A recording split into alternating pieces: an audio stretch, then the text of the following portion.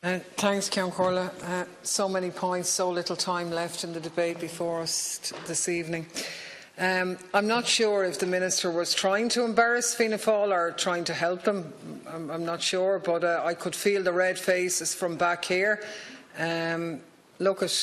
Everybody knows that this bill has been improved over a long process, but you don't need to be a genius. You just need to go back and look at the record to know that the improvements that were passed to this House comes as a result of the efforts of other opposition deputies, not Fianna Fáil amendments that came through in terms of the numerical amount of them and the scale of them. And it's a matter of historical record that the reason why the amendments that are before us aren't better than they were is because Fianna Fáil helped you out and bailed you out and ensured that Fingal County Council was going to be the competent authority rather than the preferred option of the rest of the opposition, and indeed the majority of residents in that area as well, in appointing the Commission on Aviation Regulation, particularly in the context that there is already a strategic decision that this is the body which should deal with aircraft aviation regulation in all areas. So I don't know if you're trying to help them or not, but to me that wouldn't really be doing them any favours. I do agree with you, however, that the problem when we say there's a railroading through was not in terms of the curtailment of the Shannon debate.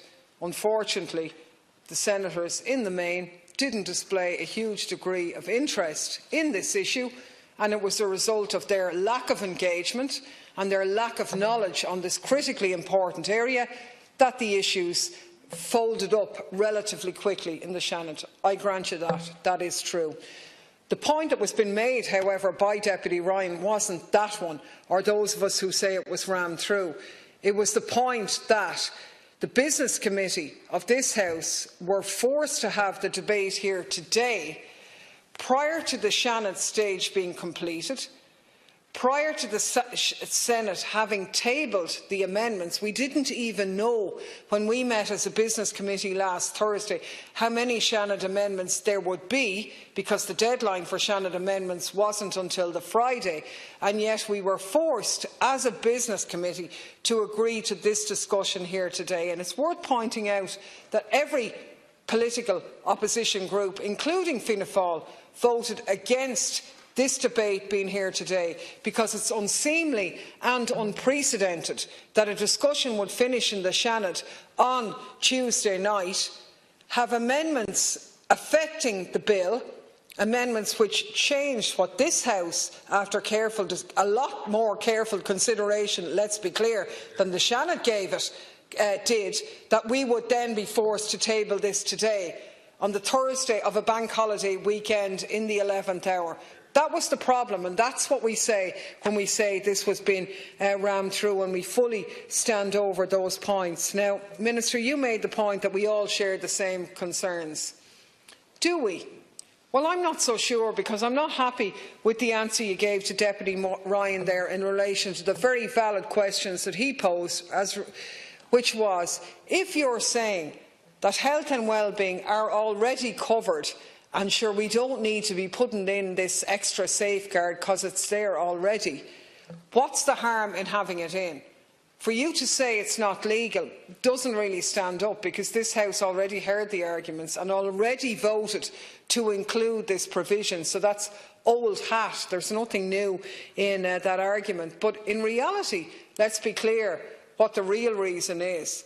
It's that some members of this House have pandered more to the interests of the Dublin Airport Authority than to the surrounding residents. Now, as I've said on many times, I was an airport worker in a former life. I'm an airport worker in my heart, if you like, and all my friends are, and a lot of my constituents. So I quite like the DAA. I think Dalton Phillips has done a good job. I think they're a good organisation.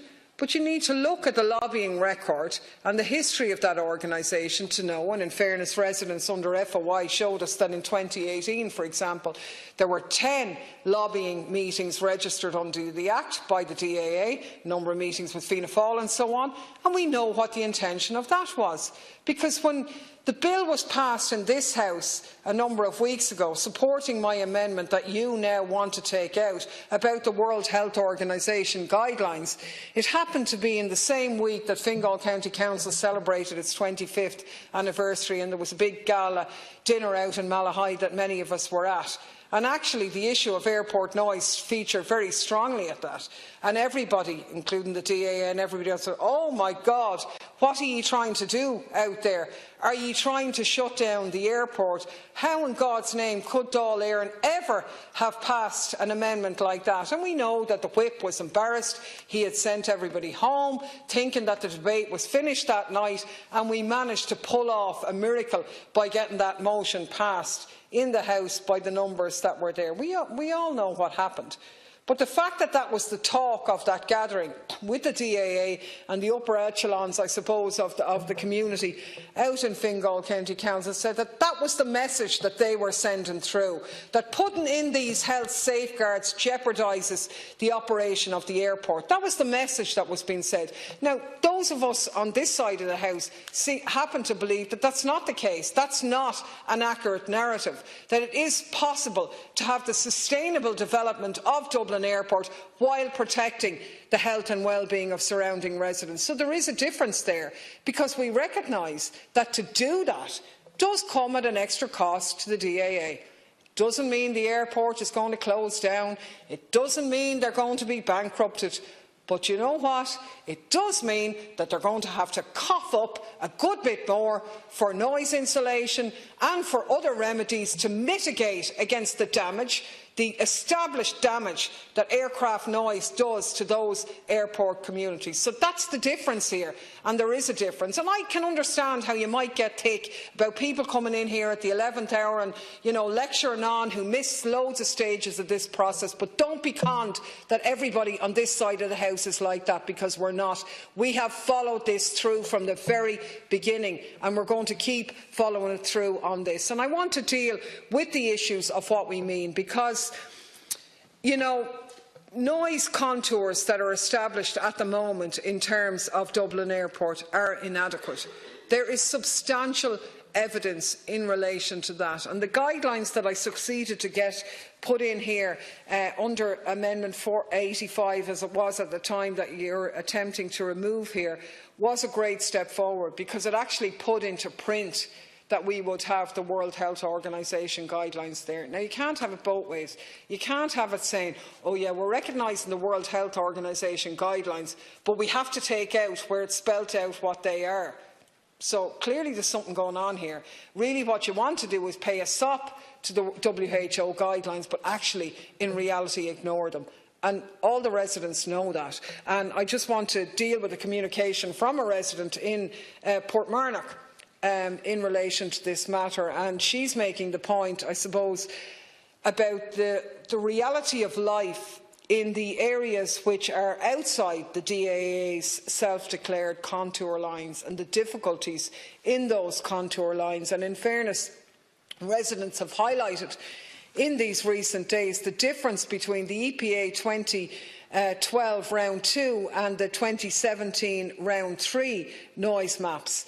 And they say that a huge amount of a greater area and numbers of people affected have been included in Round 3, and indeed greater considerations of wildlife. Now, some people say, well, the wildlife considerations are a bit harebrained or whatever.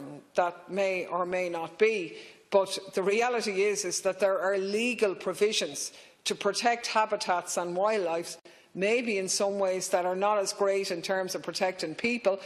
That's an argument for a separate day, but those directives still exist. And we know, for example, that the flight path of the current runway impacts on special areas of conservation and special areas of protection for birds, which are protected under the Habitats Directive. And under this directive, an appropriate assessment must be undertaken on any plan or project that will impact on a conservation site, as this development does, because what you're seeking to do by this bill here before us is exclude this bill from proper scrutiny. You're trying to remove by this bill the conditions that were put in place by On Board Pleanála to restrict the number of night flights, but doing that in a manner which avoids the public having a right to have a say on that, and that's legally questionable in my opinion. Residents make the point that as birds roost in these areas, any increase in nighttime traffic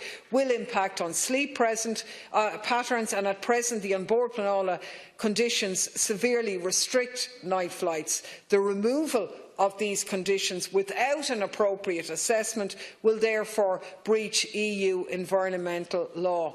Ironic that birds are more protected than people, but it would appear that they are, and the residents will obviously utilise that for as great as means as they possibly can.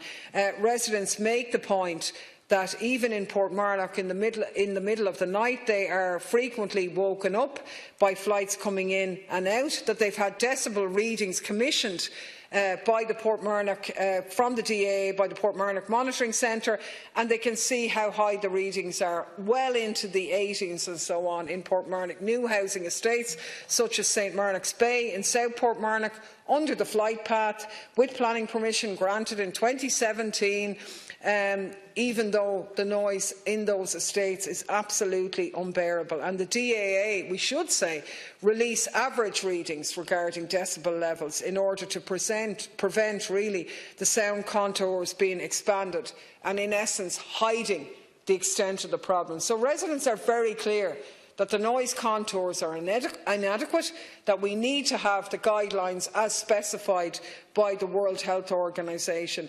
And the purpose of the Shannon amendments, which you succeeded in getting through, bulldozing through, albeit because of the lack of knowledge or interest by the Shannon, it doesn't matter, same parties, different people, you succeeded in doing that here, but that is the net effect of that. And even at this late hour, I would really appeal to Fianna Fáil to come back on board, or send your people home the way they were missing the last time, so that we can ensure that we get back to having the bill that we had when it left this House previously. And the last point, Ceann Comhairle, I want to make is the points made by other deputies in relation to the commitment that you did give in the Shannon to meeting various residents and groups, because you did go on the record there as saying that you were willing to engage on behalf of the community, that section of the community in St Margaret's they're on the floor. They were in the Shannon the other night, they were in the Dáil all the other periods, and these people are feeling so vulnerable and so betrayed by these two houses. They have been living with this hanging over them for years. They've been involved in a process with the DAA where they feel, and I agree with them, that the DAA has not taken on board their considerations appropriately, and I welcome the fact that you've said that you will pursue this matter. You said it in the House the other night, you've kind of said it here again. I welcome the fact that you've said that subsequent to the Shannon discussion, you contacted the DAA on this matter, because they're not going to go away. These are the people who have lived here for generations. They were the people who put up their own money. They actually owe €200,000 in legal fees as a result of the cases that they took and as a result of the challenges that they made going back 10 years now. These are just ordinary families who are going to be forced out of their homes. 200,000 for them is a huge amount of money. It's not a huge amount of money for the DAA or its profitability. And I think I'd speak for all of us in this House to say they've got to sit down with those people and come up with a better deal, because the prices that they've offered to give up their way of life, it's not just that they're giving up four walls or whatever. There are intergenerational families who've lived there for years who are not going to be able to replicate the lives that they had in a rural community so close to the city centre, just with the money that's been offered by the DAA. This isn't about money in the sense that they don't want to be rich. In an ideal world, they'd want everyone to leave them alone and to stay where they are. But given that they're not being given that choice, there has got to be a settlement that allows them to replicate what they have in a different area, and they haven't got it yet. And they should also be compensated for the huge legal costs that they had. So while welcoming, Minister, that you've said you pushed the DA, you've written to them, let's all of us, if anything can come out of this, get that in place, because at least we could get that box that off. Because I have to say, and it's the last point I'll make, is that the way in which we've handled this bill means to me inevitably it's going to strengthen the hands of those of us who've made complaints to the European Union in relation to this matter. I think many of those complaints have a good chance of being successful, but even if they're not, I do think there's a huge chance of us being successful in terms of a legal challenge to this bill in the context of the manner in which it's been handled.